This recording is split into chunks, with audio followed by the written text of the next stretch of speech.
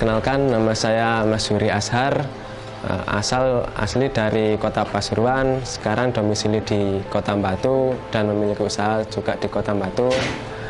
Saya alumni Fakultas Peternakan Universitas Brawijaya tahun 2016. Dulu juga sempat mengikuti program iStep 2014 dengan judul proposal BESDEK Brawijaya Gestation Detector, inovasi alat deteksi kepentingan pada ternak yang efisien, efektif, dan praktis. Inovasi BESDEK itu adalah alat deteksi kepentingan pada ternak yang berguna untuk mendeteksi kepentingan sedini mungkin. Jadi selama ini alat deteksi untuk mendeteksi kepentingan itu kan secara manual, artinya dilakukan 3 bulan setelah ternak itu dikawinkan. Akan tetapi dengan menggunakan alat ini 21 hari setelah ternak dikawinkan itu sudah dapat diketahui ternak itu bunting atau tidak. Jadi kita memperpendek masa pendeteksian kepentingan pada ternak tersebut. Untuk usaha saat ini sesuai dengan jurusannya di bidang peternakan, yaitu peternakan kelinci pedaging atau kelinci hibrida.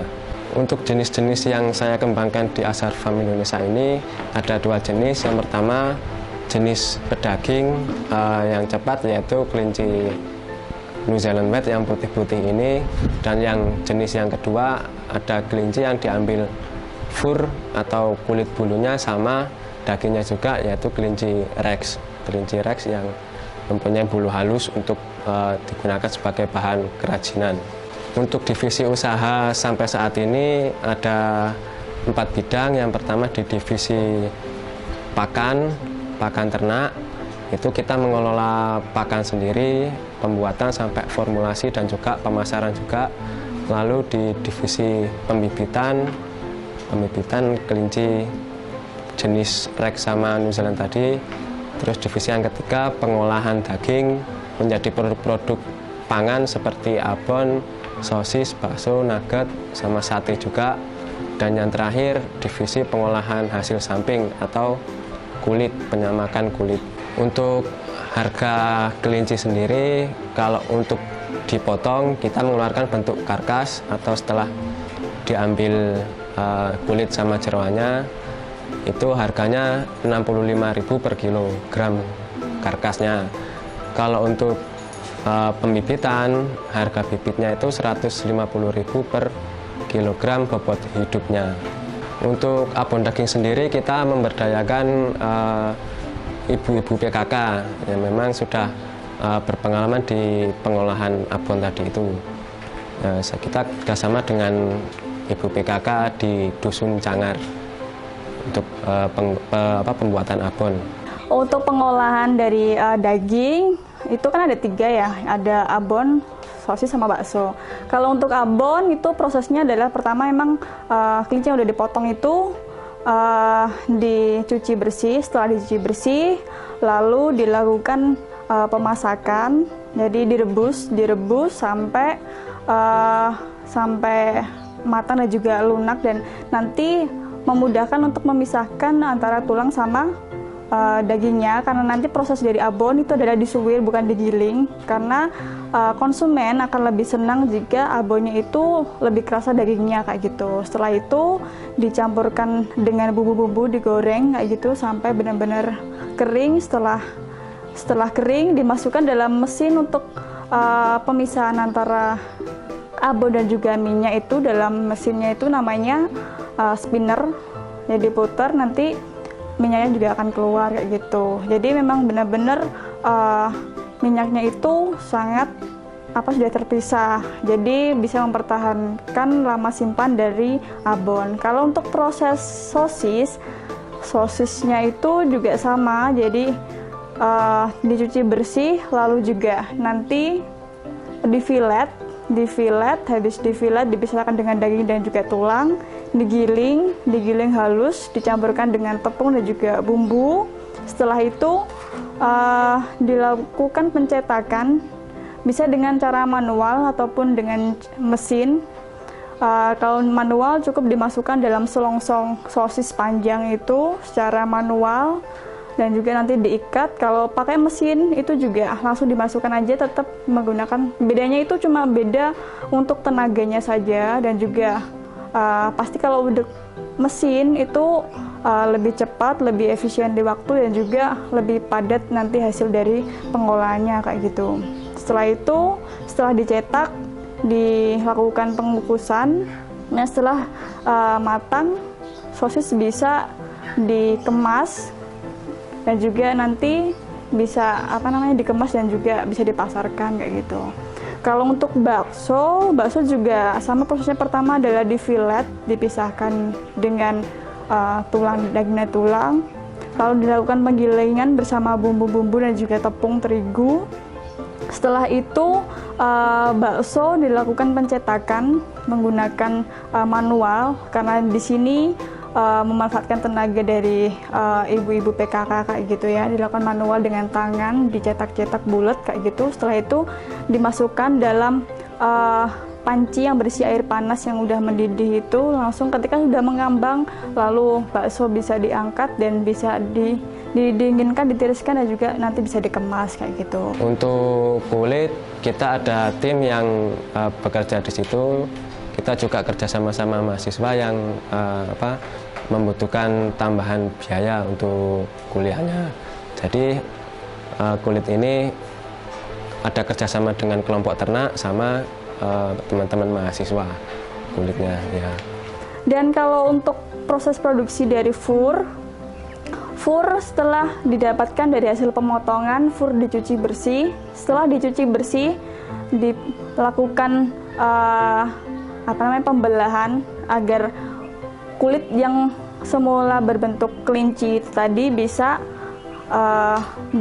lebar, bisa terbuka lebar kayak gitu, dan bisa berukuran simetris, dipisahkan dengan tangan dan juga ekornya. Di sini ekor tidak dibuang karena juga bisa digunakan gantungan kelinci. Untuk kepala dibuang. Setelah itu dilakukan flashing. Flashing itu adalah pemisahan antara bagian hipodermis dan juga bagian kulitnya. Jadi bagian hipodermis yang bagian lemak sama dagingnya itu dipisahkan dan juga dibuang, karena kalau jika tidak dipisahkan itu nanti akan mempengaruhi, menghalangi bahan kimia yang masuk pada fur dan nanti bisa mengurangi kualitas dari hasil samak fur kayak gitu. Setelah dipisahkan, udah masuk ke dalam mesin penyamak. Nah, ini namanya adalah mesin penyamakan kulit bulu kelinci. Ini bisa kapasitas produksinya sampai 200 fur. 200 fur. Jadi proses penyamakannya itu adalah selama 4 hari dalam mesin. Jadi kalau bisa 1 minggu itu, katakanlah 1 minggu ya, 1 minggu itu bisa memaksimalkan kapasitas produksi 200 fur.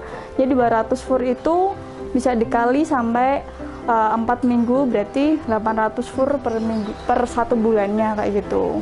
Setelah masuk dalam sini dengan tahapan proses bahan kimia dari pertama pencucian, lalu juga pengasaman, masuk ke dalam penguatan bulu, penyamakan kulit bulu kelinci menggunakan bahan krom, lalu dilakukan netralisasi dan juga penyamakan ulang untuk menguatkan dari hasil samakannya. Nah, setelahnya adalah peminyakan untuk menghasilkan kulit bulu kelinci itu halus, lembut dan juga harum kayak gitu.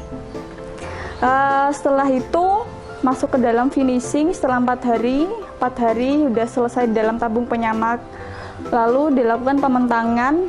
Jadi pementangannya itu adalah pengeringan, jadi cukup ditaruh di atas papan kayu, dipentang kayak gitu.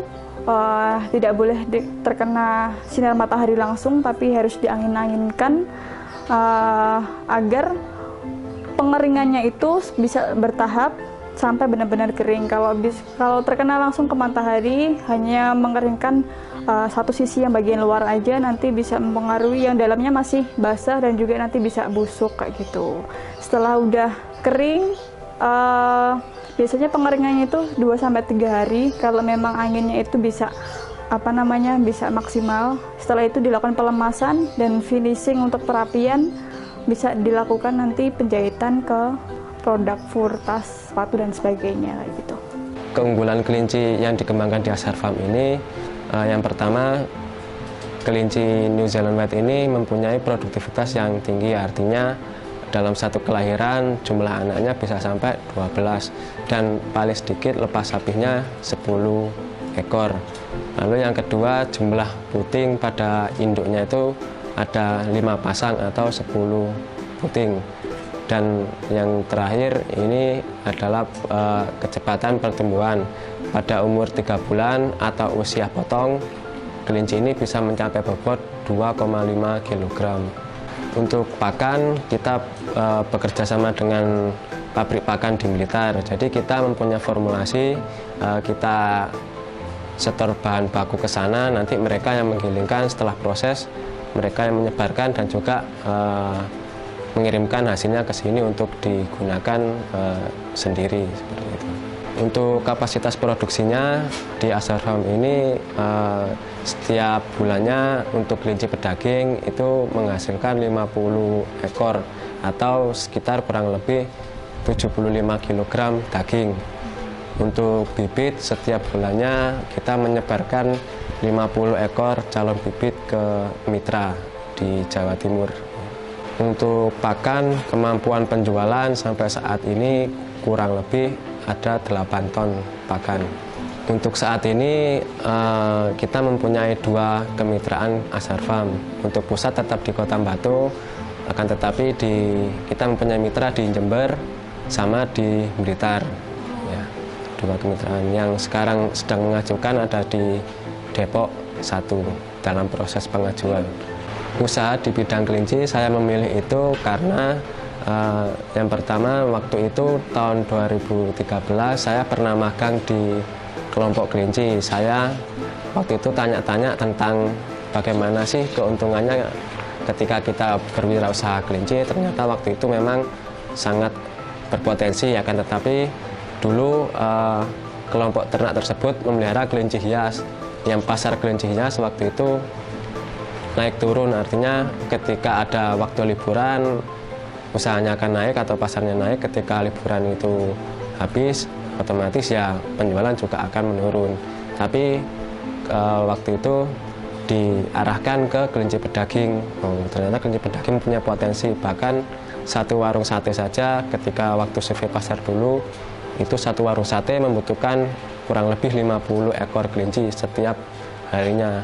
Sedangkan di Batu ini kurang lebih ada 35 warung sate yang aktif setiap hari beroperasi. Jadi potensinya sangat tinggi. Alhasil saya waktu itu tahun 2013 mencoba riset di pembibitan kelinci dan hasilnya bisa kita ketahui saat tahun 2015. Untuk inovasi BESDEK sendiri tetap kita lanjutkan dan sekarang yang megang adalah adik tingkat saya dan tetap riset saya bantu juga, dan kemungkinan tahun ini akan diajukan sebagai judul skripsi sama adik tingkat saya. Inovasinya tersebut tetap ada kelanjutan, dan nanti kemungkinan alat ini juga selain digunakan kepada ruminansia kayak sapi sama kambing, juga akan digunakan ke kelinci dan juga hewan-hewan kecil lainnya.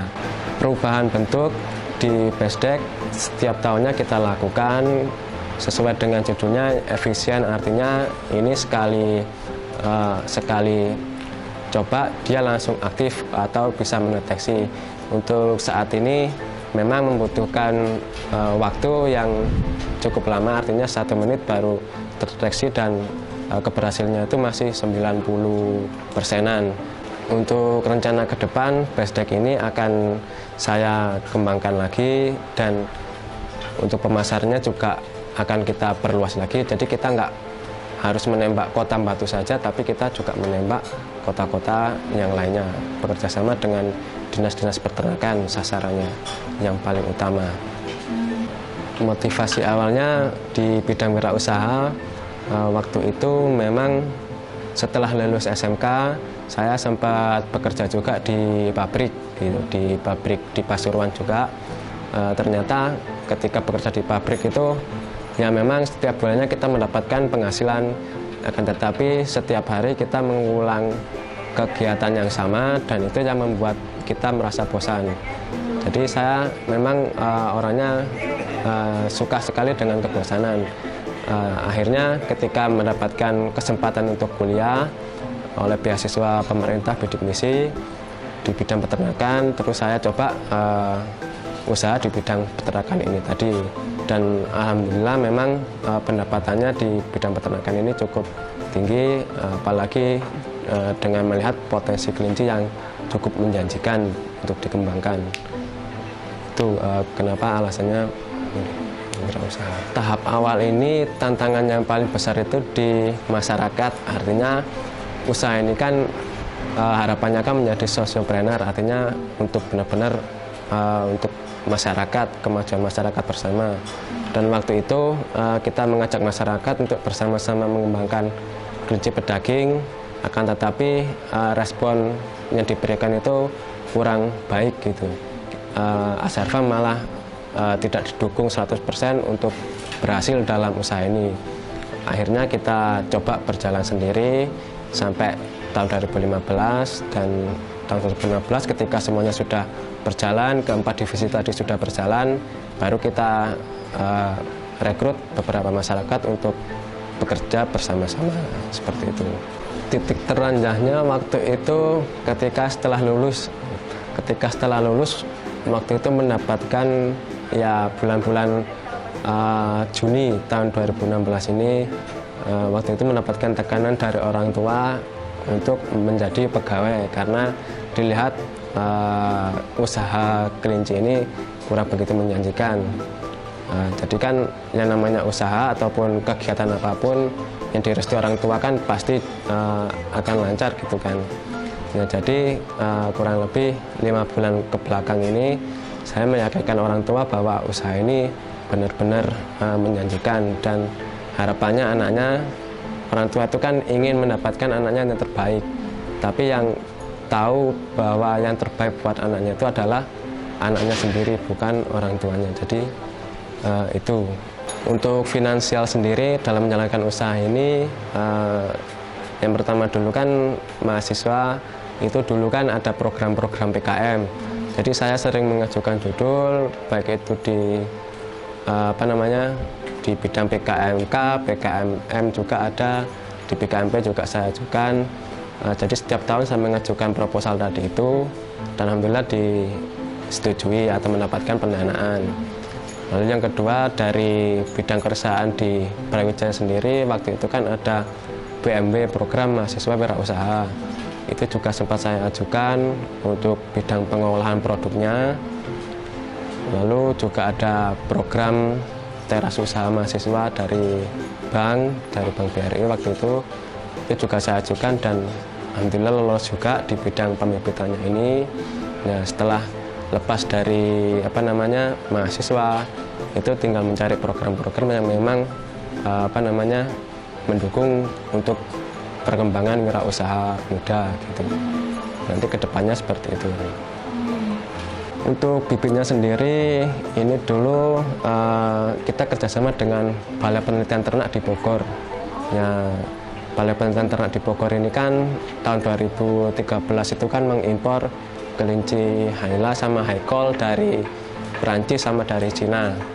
Ya, selama 2 tahun dipelihara di Balitnak, Bogor. Lalu nanti hasilnya akan disebarkan ke terminal sayur ataupun ke peternak intinya. Jadi di tiap provinsi ditunjuk 2 orang. Yang pertama di Jawa Barat itu ada 2 orang, yaitu dari balai 1 dan dari swasta 1. Begitu juga dengan di Jawa Tengah. Dan alhamdulillah di Jawa Timur yang ditunjuk sebagai pengembangnya itu di Balai Besar Pelatihan Peternakan Songgoriti di Batu ini, dan swastanya dari Azhar Farm Indonesia ini. Jadi kita sebagai pengembang khusus wilayah di Jawa Timur. Untuk tantangan yang setelah saat ini, setelah lulus itu lebih besar ternyata, karena pesaing-pesaing usaha itu kan juga lebih banyak. Dalam arti di sini, misal di bidang pakannya, nah ketika saya merilis pakan ini kurang lebih 3 bulan yang lalu, itu banyak produsen-produsen pakan yang mulai memberikan image-image buruk ke pakan produksi Azhar Farm ini. Tetapi yang membuktikan pakan ini berhasil atau tidaknya adalah para konsumen sendiri. Jadi kita berterima kasih juga ke konsumen memberikan tanggapan positif ke produk pakan ini gitu. Jadi kendalanya sekarang di para pesaing-pesaing produk yang kita berikan seperti itu. Untuk pakan, keunggulannya yang pertama di segi harga. Di harga pakan kita, kalau di pasaran itu sampai pemakai akhir itu 6.500 per kilonya, sedangkan para pesaing itu harganya sampai 8.000, itu yang paling murah, 8.000 per kilogramnya. Pakan kita cuma 6.500. Lalu pakan kita ini juga memberikan atau mempercepat pertumbuhan dari kelinci. Jadi selama 3 bulan kelinci tersebut bisa dipanen. Dan yang terakhir, pakan ini juga dapat memberikan efek halus sama mengkilat ke bulu. Jadi ketika kita memotong kelinci dan nanti kulitnya disamak, itu hasilnya juga akan baik gitu. Cita-cita jangka pendek dari Ashar Farm ini, kita ingin menambah ataupun di situ kan masih kurang divisi limbah ya, untuk pengolahan limbah kayak feses sama urin. Ya, cita-cita jangka pendeknya kita mampu mengolah limbah feses sama urinnya tadi biar digunakan sebagai biogas juga gitu. Kalau Ashar Farm ini cita-citanya secara jangka panjangnya itu seperti halnya perusahaan unggas di Indonesia gitu ya, kayak seperti Java sama Wonokoyo itu kan yang sebagai pusat pembibitan, pusat produksi pakan dan pengolahan. Ashar Farm juga ingin seperti itu, tapi kita tidak menekan peternak ini dengan hasil yang sangat minim sekali, karena saat ini kenyataannya di produksi unggas itu kan pendapatan peternak itu kan yang paling kecil, sedangkan pendapatannya perusahaan besarnya kan yang paling besar. Kalau di Ashar Farm cita-citanya memang seperti itu, tapi hasilnya itu adalah bisa kita nikmatin bersama-sama, karena kan tujuannya adalah socio-partnership tadi itu. Kesan bekerjasama dengan Mas Yuri Ashar selaku direktur dari Ashar Farm Indonesia, kesannya cukup menyenangkan kayak gitu ya, cukup menyenangkan dan juga di sini lebih kepada benar-benar dituntut untuk bekerja keras dan juga disiplin, karena ternak kelinci itu kan masih ibaratnya juga masih berkembang. Kalau kita masih masih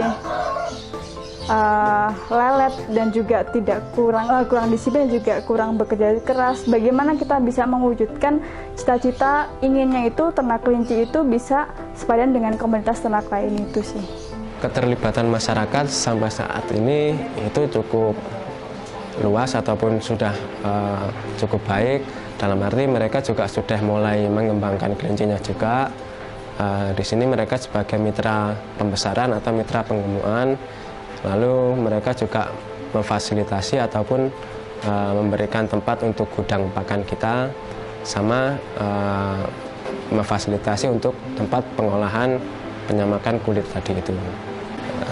Harapannya Ashar Farm ini ketika memang banyak yang memandang usaha ini kan memang usaha milik pribadi, jadi ketika mereka mencoba mengembangkan itu kan ketakutan mereka kan akan membuat saya dan tim-tim saya saja yang mendapatkan hasil, tapi pada kenyataannya usaha ini kan memang adalah milik masyarakat, karena dana dari pengembangan usaha ini juga milik masyarakat, kayak pengajuan proposal ke Kemenristek-Dikti tadi itu, terus juga ke UB juga, itu kan semuanya juga milik milik masyarakat juga. Apalagi saya mendapatkan kesempatan kuliah kan juga dari bantuan dari pemerintah juga, biaya bidik misi kan, itu kan bidik misi kan dananya dari pajak yang diambil dari masyarakat ya. Jadi usaha ini memang untuk masyarakat, jadi harapannya mari kita kembangkan bersama-sama, kita masyarakatkan konsumsi daging kelinci bersama-sama gitu, karena daging kelinci kan daging yang sehat, rendah kolesterol, sama proteinnya tinggi. Ya. RAM IPB itu yang memberitahu kakak tingkat saya, dan alhamdulillah kakak tingkat saya juga alumni ISTEP tahun 2012 waktu itu. Jadi kakak tingkat yang merekomendasikan saya untuk mengikuti ISTEP tahun 2014 waktu itu ya. Waktu ISTEP saya mendapatkan banyak pengalaman, terutama memang waktu itu di bidang teknopreneur ya. Ternyata semua produk itu memang bisa dijual, akan tetapi produk yang memang benar-benar sangat menjual atau bermanfaat itu kan produk hasil penelitian gitu kan. Nah ternyata waktu ISTEP saya diajarkan gimana caranya melakukan riset sampai benar-benar produk itu siap untuk dipasarkan dan bermanfaat bagi masyarakat yang membutuhkan waktu itu di ISTEP ya. Waktu mengikuti ISTEP 2014 waktu itu ada perubahan mindset yang saya dapatkan, terutama di bidang teknologi. Ternyata memanfaatkan teknologi untuk usaha itu ternyata lebih lebih meringankan pekerjaan kita, ataupun meringankan misal di peternakan ini.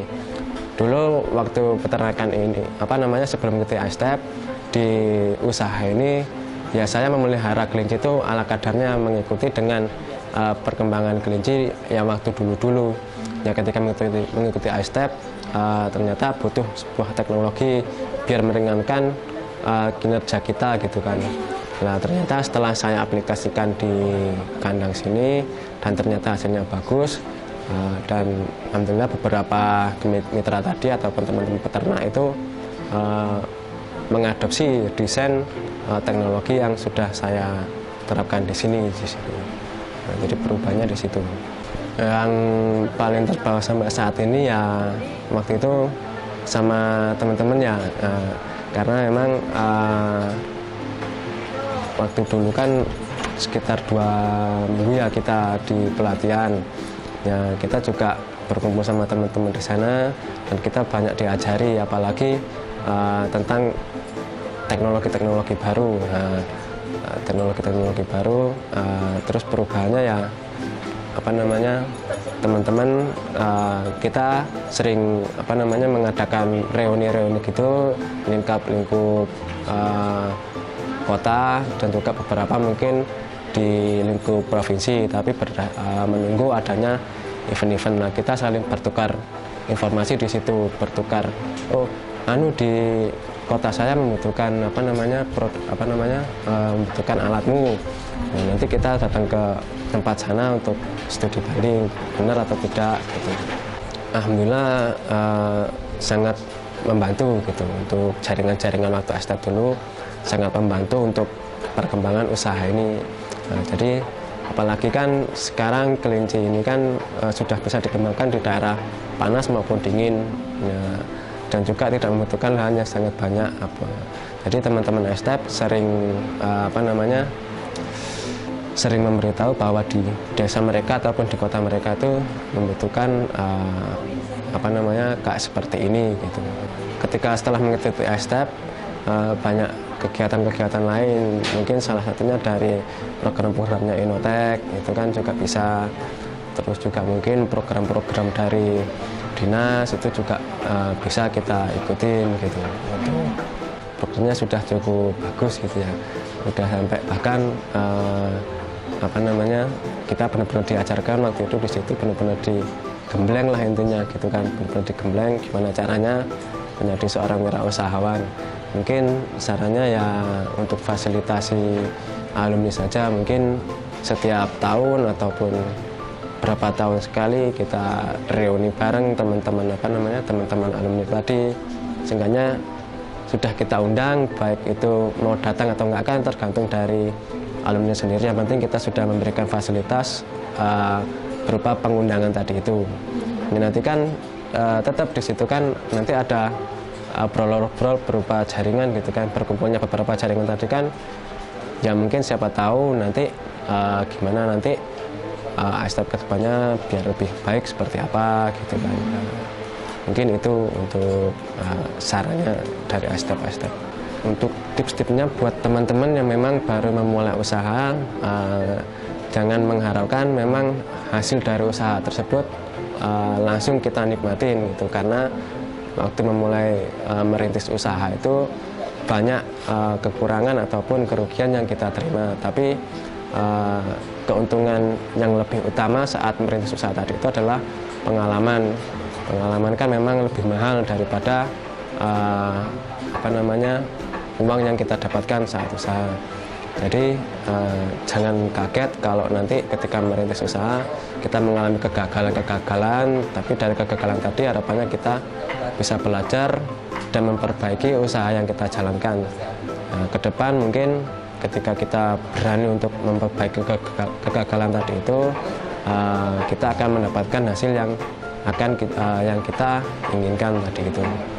Ya, untuk RAM sendiri yang sangat saya sangat kesankan itu tentang program-program tadi yang memang tujuannya itu untuk membangun wirausaha muda di Indonesia, lalu juga wirausaha tadi itu juga berguna untuk bangsa gitu kan. Jadi secara nggak langsung RAM ini membantu untuk mencerdaskan kehidupan bangsa dan juga memperbaiki perekonomian di Indonesia ini sih secara nggak langsung gitu. RAM IPB, satu inovasi untuk negeri.